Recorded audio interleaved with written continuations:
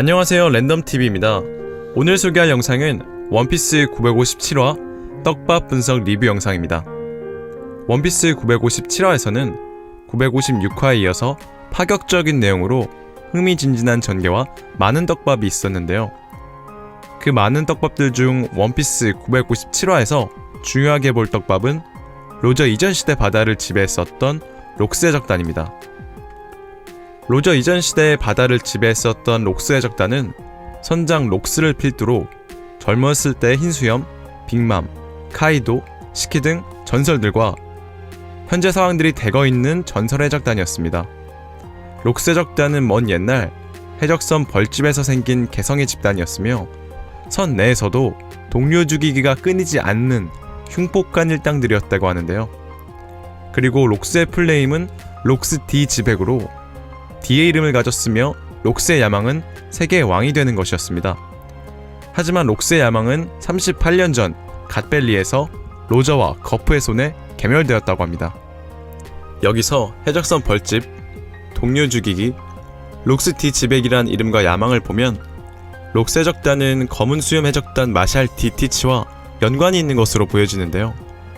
먼 옛날 해적선 벌집에서 생겨난 개성의 집단 록스의 적단과 현재 해적선 벌집을 지배하는 개성의 집단 검은 수염 해적단, 선내에서 동료 죽이기가 끊이지 않았던 록스의 적단, 자신의 동료였던 사치를 죽였던 티치, 록스의 적단의 선장 록스 D 지백이란 이름과 주무기인 샤벨, 검은 수염 해적단의 해적선 이름 샤벨 오브 지백, 마지막으로 세계의 왕이 되려고 했던 록스 D 지백과 세계를 정복하려는 마샬 D 티치. 이처럼 록스의 적단과 검은 수염 해적단은 비슷합니다. 사실 오다 센세가 너무 떡밥을 대놓고 줘서 연관이 없다면 연출 미스라고 생각할 정도인데요. 이렇게 오다 센세는 의도적으로 록스와 티치를 매치시켰고, 저는 오다 센세의 의도에서 점프 페스타에서 했던 인터뷰가 떠올랐습니다.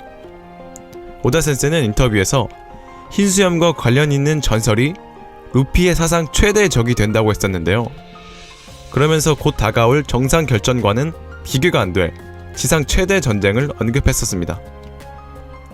오다 센세가 언급한 흰수염과 관련 있는 전설은 록스 D 지백으로 생각하는데요. 록스 D 지백은 생고쿠가 말하길 38년 갓벨리 사건으로 이 세상에서 없어졌다고 합니다. 하지만 록스의 적단은 록스가 없어도 힘은 증가했다고 하는데요. 그렇다면 루피의 앞을 가로막을 사상 최대의 적은 록스가 없는 록스의 적단일까요? 저는 위에 언급했던 록스의 적단과 티치의 연관성으로 티치가 록스의 의지를 이을 사람으로 생각하는데요.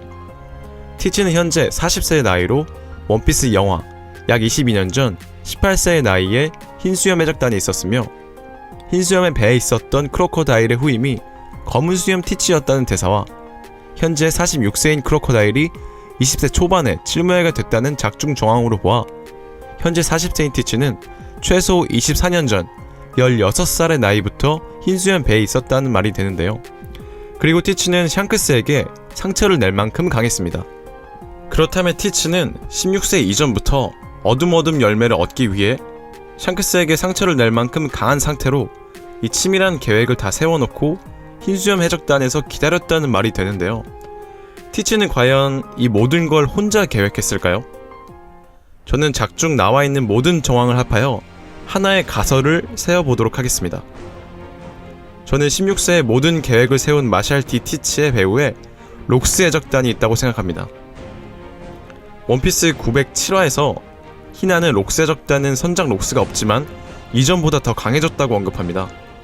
38년 전부터 록스의 적단은 록스의 적단의 부활을 계획했으며, 그러므로 마샬 D 티치는 록스의 적단 선장 록스의 자식이거나 또는 록스의 적단의 의지를 이을 인물로 생각합니다.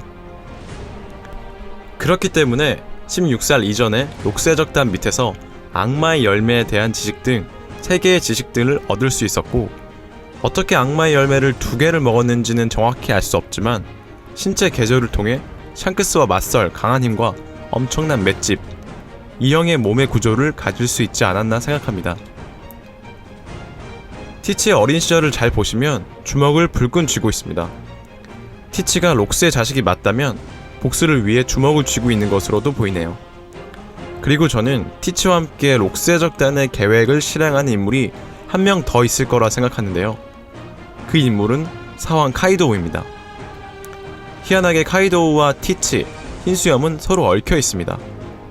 카이도우는 록스의 적단과 함께 록스의 적단의 부활을 목적으로 긴 시간에 걸쳐 흰수염의 죽음과 열매 탈취, 그리고 세계 최대의 전쟁을 위한 준비를 계획합니다. 사왕 흰수염은 72년의 나이에 지병을 앓고 있었는데요. 비슷한 나이대인 빅맘, 심지어 현재 78세인 거프와 레일리를 보면 세계 최강의 적이라고 불리던 흰수염의 몸 상태가 이상할 정도입니다. 저는 누군가가 흰수염의 몸을 긴 시간에 걸쳐 약하게 만들려 했던 것으로 생각합니다. 흰수염이 지병으로 링거를 맞고 있는 상황을 보면 링거통과 간호사의 스타킹에 익숙한 그림이 보입니다. 링거통의 마크는 도플라밍고의 마크를 거꾸로 한 마크이며 스타킹은 스마일 능력자가 있는 무늬입니다. 그 당시 도플라밍고는 카이도우의 명령에 스마일 열매 제조와 무기 밀매까지 진행하고 있었는데요. 흰수염을 쇠약하게 만드는 계획 또한 카이도우가 도플라밍고에게 명령했을 거라고 생각하며 그 배후엔 록스의 적단의 계획이 있었을 거라 생각합니다. 실제로 사왕 카이도우는 흰수염을 죽이려고 정상결전이 일어나는 마린포드에 가려 했지만 샹크스의 손에 막혔습니다. 그러므로 검은수염에게 여러 돌발 상황이 생겼지만 검은수염 루피 때문에 쉽게 임펠다운 동료를 모을 수 있었고 카이도우의 힘이 없었어도 계획대로 열매 탈취 계획을 성공할 수 있었던 것으로 보입니다. 그리고 카이도우와 검은수염 티치는 최대의 전쟁을 위해 전력을 모으고 있는 것으로 생각되는데요. 카이도우는 인조 동물계 열매 능력자 기프터즈뿐만 아니라 와노쿠니에서 성능 좋은 무기를 만들고 있었으며 이 무기는 성능이 좋아 세계 정부도 밀거래를 할 정도입니다. 또한 카이도우는 이름을 날리고 해적들을 전부 자기의 산하에 두려고 합니다. 그리고 카이도우뿐만 아니라 티치도 강하다면 동료는 아무나 받는 것으로 보이며 과거 많은 무기를 얻기 위해 혁명군의 본거지 바르티고를 쳐들어간 적이 있습니다. 이 둘은 하나의 목적을 위해서 이렇게 비슷한 행보를 걷고 있는 것은 아닐까요? 과거 검은수염 티치와 내통하고 있는 록스의 적단이 에이스에게 티치의 위치를 알려주어 이 모든 계획에 방아쇠를 당긴 게 아닐까 생각되네요. 이렇게 긴 시간에 걸쳐 많은 계획들을 하나하나 성공하고 있는 티치와 록스의 적단. 일부 스릴러 바크 에피소드에서 록스의 적단의 캡틴 존이 모리아에 의해 좀비가 된 것처럼 2부 티치는 록스의 적단의 록스의 시체를 부활시키기 위해 현재 모리아를 해적섬에 불러들인 건 아닐까요? 38년 전처럼 카이도우, 빅맘, 흰수염이 아닌 검은수염과 함께 록스의 적단이 부활하지 않을까 생각합니다. 이 모든 건 계획했기 때문에 오다 센세는 와노쿠니에서 사왕 카이도우와 빅맘의 동맹을 성사시켰고 마샬티 티치 해적단 이름을 흰수염과 비슷한 검은수염으로 지은 것이 아닐까 생각됩니다.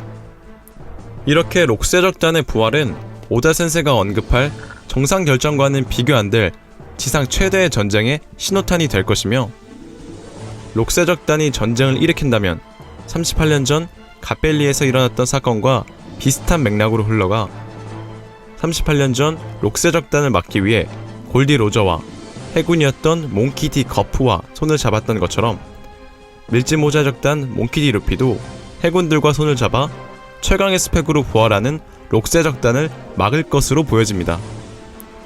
오늘의 영상은 여기까지입니다. 시청해주셔서 감사합니다.